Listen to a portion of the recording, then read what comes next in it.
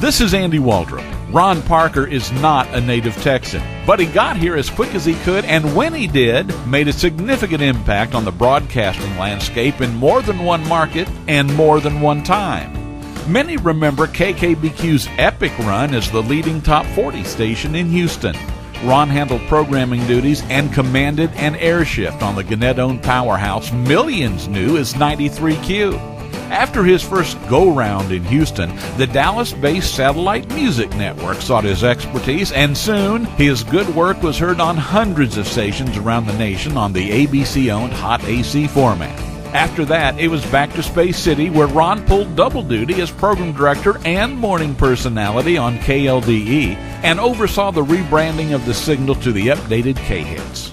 But when the Big Apple beckons, you don't say no. And when WCBS offered him a chance to return to his birthplace on the biggest oldie station in the nation, you call U-Haul. Ron spent several years in New York as the nighttime giant on CBS FM. Electronic Media Magazine named him one of America's top 5 radio personalities in 1984. In 1989, he was a Billboard magazine nominee for Program Director of the Year. And according to Inside Radio, he was among the top 10 program directors in the nation in 1990. Where is Ron today? Back in Texas, living in Houston, but still heard around the globe as a frequent fill-in on Sirius XM's 60s on 6. Today, his colleagues and friends join me in congratulating him on an exemplary track record which continues to this day. Ron Parker is a 2016 inductee of the Texas Radio Hall of Fame.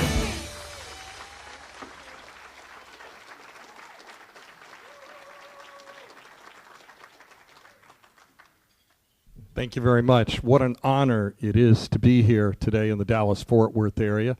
Back to where I did the Satellite Music Network for ABC for a couple of years here in the 90s. This is great. It's been a lot of fun. Came to Houston in 1982. It's one of the greatest radio stories. We took an AM radio station, and in 82, when everybody was like moving away from top 40 on AM, we turned the radio station into a top 40 AM radio station. In 6 months, playing Jay Giles Band, Joan Jett, The Human League, Adamant, we took that station from a 0.6 to a 5.6 rating share, and then they gave us the FM, and away we went. We simulcasted the AM and the FM. You know, radio has been a big part of my life for many, many years. I think the bug hit me in elementary school. By age 14, I got my FCC third-class license. By age 16, I started on the radio, knocking on doors and looking for somebody who needed some help. And that was my big break.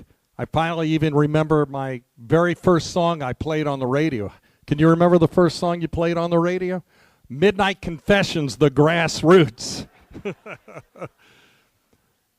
But it's fun. It's been a lot of fun. It's something I've always wanted to do, and you follow your dreams. And I made a good living doing it, and I'm very thankful. I'm very thankful for whoever nominated me and whoever voted for me, and it's an honor to be inducted into the 15th Texas Radio Hall of Fame, and all the great people that are in it, and all the future people that will come into radio and make it into the Texas Radio Hall of Fame. Like I said, follow your dreams, and you never know, reality can happen. Is that 2 minutes? I know we're in a PPM world here, you know. Thank you very much. It's an honor. Thanks.